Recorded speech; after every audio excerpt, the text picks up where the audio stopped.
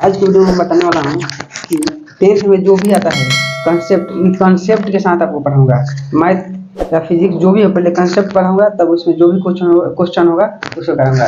तो चलिए आज मैथ का फर्स्ट चैप्टर देखेंगे, रियल नंबर। अगर हमारे चैनल पर नए हैं तो हमारे चैनल को सब्सक्राइब कर लीजिएगा और अपने दोस्तों को शेयर भी कीजिएगा।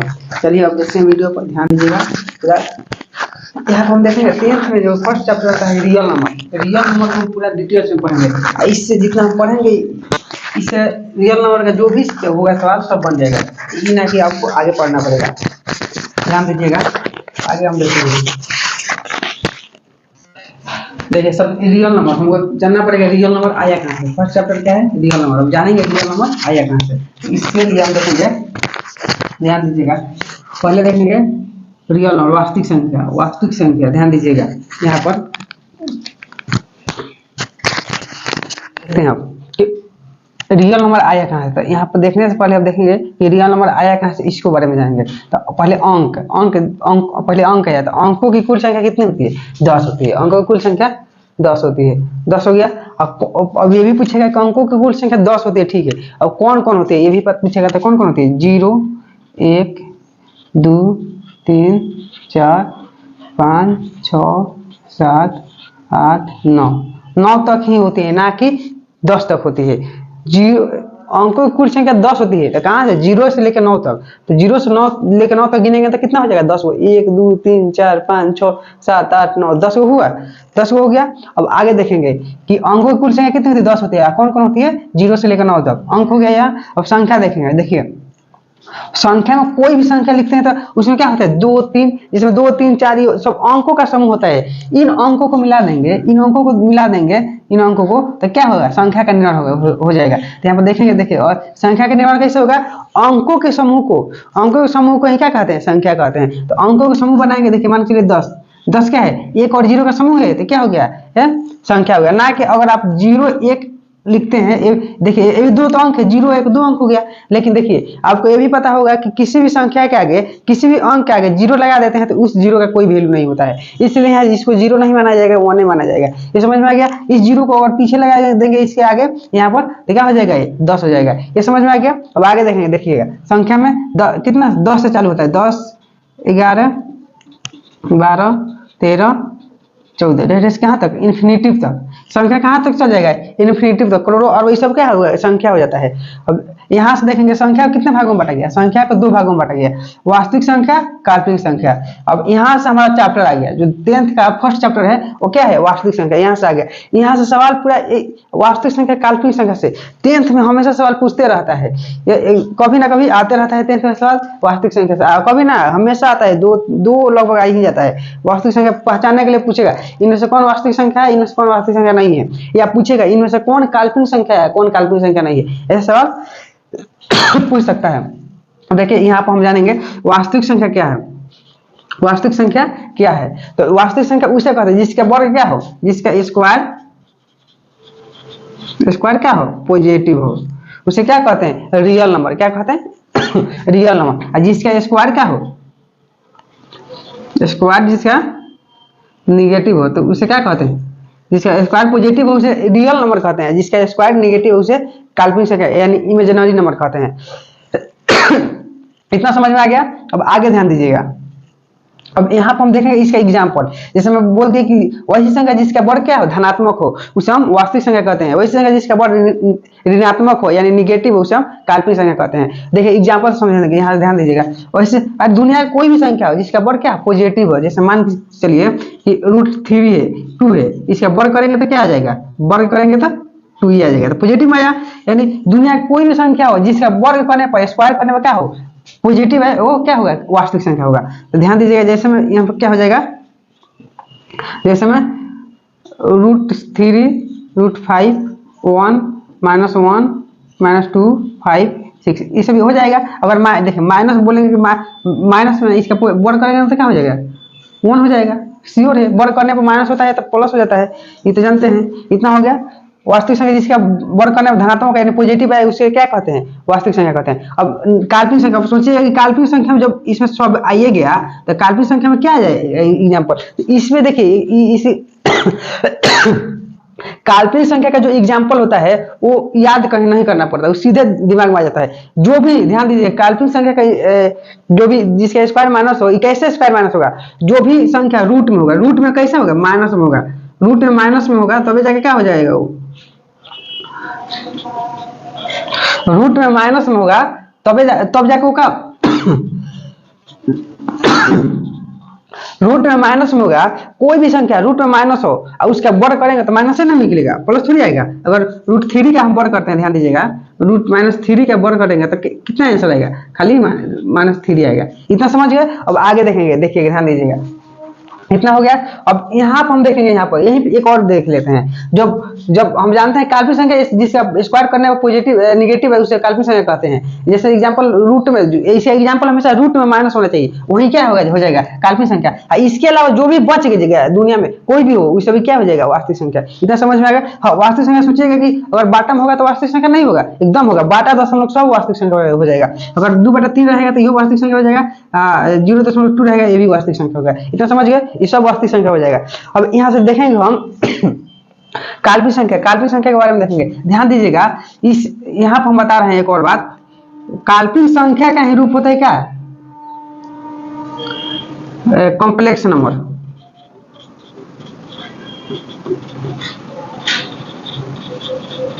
कॉम्प्लेक्स नंबर होता है वास्तविक संख्या का ही, काल्पनिक संख्या का ही रूप।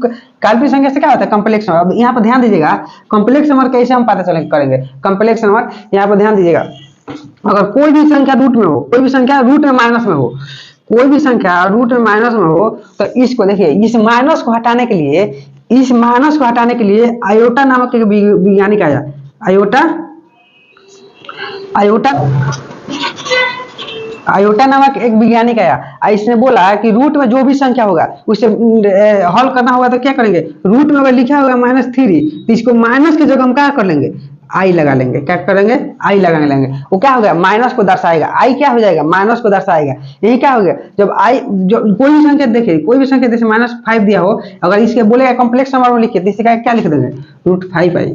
अब या √5i दिया है, बोलेगा कि इसे पुनः काल्पनिक संख्या के रूप में लिखिए, ये भी तो काल्पनिक संख्या है, लेकिन बोलेगा माइनस के रूप में लिखने के लिए तो क्या करेंगे, रूट में माइनस लगा देंगे। इतना समझ में आ गया। अब ध्यान दीजिएगा आगे, आयोटा नामक वैज्ञानिक तो एक बता दिया कि रूट में अगर माइनस संख्या हो, देखिए ध्यान, यहाँ हम लिख देते हैं, -1 को क्या लिख दिया है, आई लिख दिया। अगर -1 को आई लिख दिया इसने, तो ये अगर इसका स्क्वायर करेंगे, -1 हो गया, अगर इसका स्क्वायर करेंगे तो क्या हो जाएगा, -1 हो जाएगा। इसका मतलब ये हुआ कि अगर रूट में दिया है, दोनों तरफ स्क्वायर करेंगे तो यहाँ पे क्या हो जाएगा, -1 हो जाएगा, यहाँ आई स्क्वायर हो जाएगा। अगर दोनों तरफ फिर क्या करेंगे, स्क्वायर करेंगे तो यहाँ 1 हो गया, यहाँ क्या हो जाएगा, आई के पावर 4 हो जाएगा। समझ में आया। तो यहाँ पूछ देता है वैल्यू डायरेक्टली सभी का, ध्यान दीजिए। तो पूछेगा आई स्क्वायर बराबर क्या होता है, -1, आई के पावर 4 क्या होता है, 1 होता है। अब माइनस रूट में रहेगा, रूट -1 का मान क्या होता है, आई होता है। इतना समझ गया, ये सभी होता है, ज्यादा नहीं पढ़ना है, बस इतना ही पढ़ना है। अब यहाँ पाएंगे पुनः प्राकृतिक संख्या पर, प्राकृतिक संख्या पाएंगे। ध्यान दीजिएगा, प्राकृतिक संख्या किसे कहते हैं, नेचुरल नंबर। वैसी संख्या इसका परिभाषा देखिए कैसे पढ़ेंगे। प्राकृतिक संख्या, गिनती की संख्या को हम क्या कहते हैं, प्राकृतिक संख्या कहते हैं। गिनती की संख्या को प्राकृतिक संख्या कहते हैं। अगर ध्यान दीजिएगा, प्राकृतिक संख्या क्या हो जाएगा, 1 हो जाएगा, 2 हो जाएगा, 3 हो जाएगा, 4 हो जाएगा, 5 हो जाएगा, इन्फिनिटिव तक चल जाएगा। अब यहाँ पर आपसे पूछेगा कि प्रथम प्राकृतिक संख्या क्या है, तो प्रथम प्राकृतिक संख्या 1 है, अंतिम पूछेगा था इन्फिनिटिव। इतना समझ में आ गया। अब पूर्ण संख्या किसे कहते हैं, पूर्ण संख्या, प्राकृतिक संख्या के पहले अगर 0 शामिल कर दिया जाता है तो पुनः क्या हो जाएगा, पूर्ण संख्या बन जाएगा। तो 1 0 1 2 3 4 डेटा कहाँ है, इन्फिनिटिव। पूछेगा पूर्ण संख्या, पूछेगा कि पूर्ण संख्या किसे कहते हैं, प्राकृतिक संख्या के पहले 0 शामिल कर दिया जाता है, वो क्या हो जाता है, पूर्ण संख्या हो जाता है। प्रथम पूर्ण संख्या कौन होता है, 0, अंतिम इन्फिनिटिव होता है। इतना समझ में आ गया। अब सम संख्या आकर देखेंगे। सम संख्या वैसी संख्या जो 2 से पूर्णतः विभाजित हो जाए, 2 से क्या हो, 2 से पूर्णतः विभाजित हो जाए, उसे क्या कहते हैं, पूर्ण संख्या कहते हैं। जैसे क्या हो जाएगा, 2 4 6 8 10 12 डायरेक्ट इन्फिनिटी, जैसे सब में होना चाहिए। इतना हो गया। अब विषम संख्या जो 2 से नहीं विभाजित, जो 2 से नहीं विभाजित हो, तो क्या हो जाएगा, विषम संख्या होगा। यहाँ पर जैसे में देखेंगे तो क्या हो जाएगा, 1 3 5 7 9 11 13 15, इतना हो जाएगा। अब देखेंगे भाज्य संख्या, ध्यान दीजिएगा भाज्य संख्या के बारे में देखेंगे। भाज्य संख्या वैसे संख्या जो एक और स्वयं के अलावा किसी अन्य संख्या से विभाजित हो जाए, जैसे एक से भी विभाजित हो, स्वयं से भी विभाजित हो और किसी अन्य संख्या से विभाजित हो, किसी अन्य संख्या से भी विभाजित हो, उसे क्या कहते हैं? भाज्य संख्या कहते हैं। इसे भाज्य संख्या कहते हैं। इतना हो गया। अब इसमें एग्जाम्पल देखेंगे। यहाँ पर देखिए, इसको नोट कर लीजिएगा, यहाँ पे इसको मिटा दे रहे हैं। इसका एग्जाम्पल देखेंगे। एग्जाम्पल में क्या आ जाएगा? भाज्य संख्या के वैसी संख्या जो एक से भी कटे, एक से भी कटे, स्वयं से भी कटे, ध्यान दीजिए, एक से कटे, स्वयं से कटे, किसी अन्य संख्या से भी कटे, उसमें क्या होता है? भाज्य संख्या होता है। तो भाज्य संख्या की कब से स्टार्ट होता है?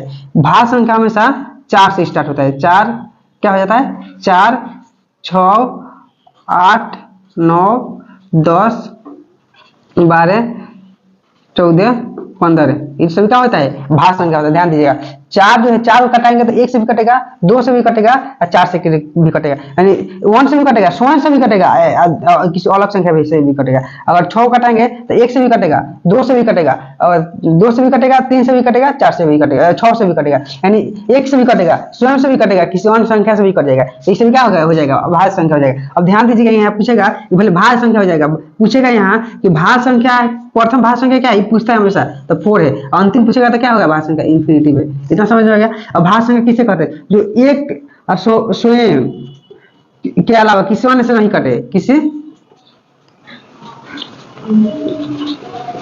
अन्य से क्या हो जाए? नहीं कटे, उसे क्या कहते हैं? अब भाज्य संख्या कहते हैं। जैसे इसमें क्या हो जाएगा? 2 हो जाएगा, 3 हो जाएगा, 5 हो जाएगा, 7 हो जाएगा, 11 हो जाएगा, 13 हो जाएगा, 17 हो जाएगा, डायरेक्ट इन्फिनिटिव हो जाएगा। प्रथम पूछेगा भाज्य संख्या क्या? प्रथम अभाज्य संख्या 2, अंतिम इन्फिनिटिव होता है। यहाँ पर ध्यान दीजिएगा।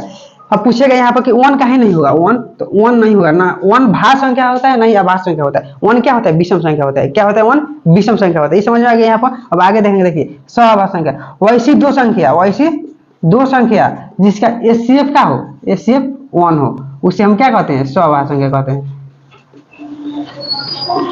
कितना हो गया? जैसे में इसका क्या हो जाएगा? 2, 3, 5, 7, यानी कोई भी ऐसी संख्या जिसका एचसीएफ का 1 हो। एचसीएफ आप जानते हैं निकालने के लिए, एचसीएफ जैसे 2 में 3 से भाग दिया जाएगा तो 1 बार में कटेगा तो 2 हो जाएगा, 1 हो गया। फिर इसको उतार देते हैं, यहाँ 2 कितना बार में कट गया? 2 बार में। तो यहाँ एचसीएफ क्या होता है? यहाँ वाला एचसीएफ होता है। तो एचसीएफ इसका क्या हो गया? 1 आ गया। इस समझ गए? एचसीएफ ऐसा निकाला जाता है। भाग विधि में कर एचसीएफ निकाले का भी एक तरीका है। अब यहाँ पर पूर्णांक देंगे। पूर्णांक क्या है? देखिए, पूर्णांक 2 होता है, एक पॉजिटिव होता है, एक निगेटिव होता है। ध्यान में आ गया? एक पॉजिटिव पूर्णांक होता है, एक निगेटिव पूर्णांक होता है।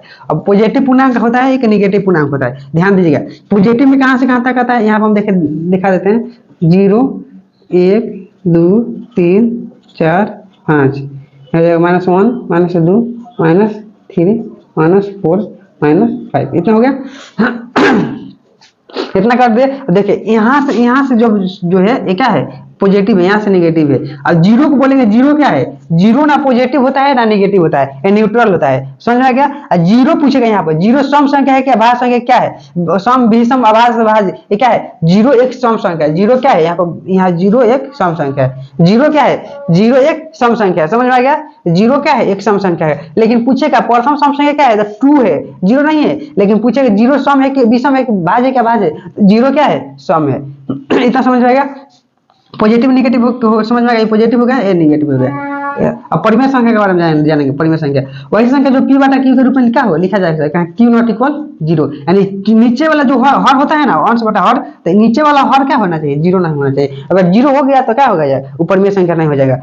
इतना समझ गए? परिमेय संख्या जैसे 2 बटा 3, 3 बटा 4, 1, 2, 3, ये सब क्या हो जाता है? परिमेय संख्या हो जाता है। वैसे संख्या जो जैसे p बटा q के रूप में नहीं लिखा जा सकता, p बटा q के रूप में नहीं लिखा जा सके, क्या हो गया? p बटा q के रूप में नहीं लिखा जा सके, उसे क्या कहते हैं? अपरिमेय संख्या कहते हैं। अगर अपरिमेय संख्या का एग्जांपल देखिएगा, देखिए ये सभी अपरिमेय संख्या है। जैसे और देखेंगे 1/4 2 नेगेटिव होता है, इस पर ये भी परिमेय में आ जाता है। 1.34 ये भी परिमेय में आ जाता है। लेकिन अपरिमेय में देखेंगे तो रूट में होगा, √3, √5, √6, इसे भी क्या अपरिमेय होगा? पूछेगा जिसमें बदल बदल के आना है बार बार, वो क्या हो जाएगा, अपरिमेय संख्या हो जाता है। और जो बदल बदल का नहीं आता है, लगातार आता है, जिसमें 3 4 बार बार आ रहा है, वो क्या होता है, परिमेय संख्या। जिस संख्या पर रेकरिंग का दशमलव में रेकरिंग आ गए, वो क्या हो जाता है, वो परिमेय हो जाता है। जिस पर रेकरिंग नहीं होता है, जो संख्या अलग अलग बार बार आता है, हमेशा रिपीट नहीं करता है, जो संख्या बार बार रिपीट करता है, उसका क्या होता है, परिमेय। जो बार बार रिपीट नहीं करता है, वो अपरिमेय होता है। इतना समझ गए। अब ध्यान दीजिएगा, इसे सवाल भी पूछता है, बहुत बढ़िया। अब देखिए इसे सवाल कैसे पूछेगा, जितना सब बताए एकदम ध्यान से देख लिए। अब सवाल भी पूछता है, पूछेगा कि निम्न में से, ध्यान दीजिएगा, निम्न में से कौन वास्तविक संख्या है। देखिए ऑप्शन दे देगा, यहाँ पे ऑप्शन देखिए कितना अच्छा देता है। ऑप्शन दे देगा √3, बी में दे देगा, ये हो गया, सी में दे देगा 4/2 माइनस, डी में दे देगा 2/3, ये दे दिया। अब पूछेगा कि परिमेय संख्या इसमें से कौन है। अब देख भले वास्तविक संख्या इसमें से कौन है, तो हम सीधा बताएं, जिस संख्या का वर्ग करने पर, जिस संख्या का वर्ग करने पर पॉजिटिव है, वो क्या होता है, वास्तविक संख्या होता है। जिसका वर्ग करने पर नेगेटिव, उसे काल्पनिक संख्या होता है। तो इसका वर्ग करने का 3 आएगा, इसका -3, इसका कट जाएगा -2 आएगा, इसका क्या हो जाएगा -2/3 आएगा। इसका मतलब यही हुआ आंसर। इतना समझ गए। अब यहाँ पे पूछेगा, ध्यान दीजिएगा, अब कुछ ये भी पूछ सकता है, निम्न में से कौन काल्पनिक संख्या है, काल्पनिक संख्या है। अगर ऑप्शन दे देगा, ध्यान दीजिएगा, 3 6, बी में, सी में दे देगा 9, और डी में दे देगा -√3। तो इसमें पूछेगा कौन काल्पनिक संख्या है, तो सीधा जिसका वर्ग नेगेटिव यही होगा। इतना समझ गए। ऐसे ही सवाल पूरा पूछता है। अगर किताब का अपना सवाल जाकर बनाइएगा, बन जाएगा। जो भी बनाइएगा अपना बन जाएगा, इससे जो भी सवाल होगा अपना बन जाएगा। या फिर भी जाकर बनाइएगा, आराम से बनाएगा, कोई दिक्कत नहीं होगा। इतना समझ गए।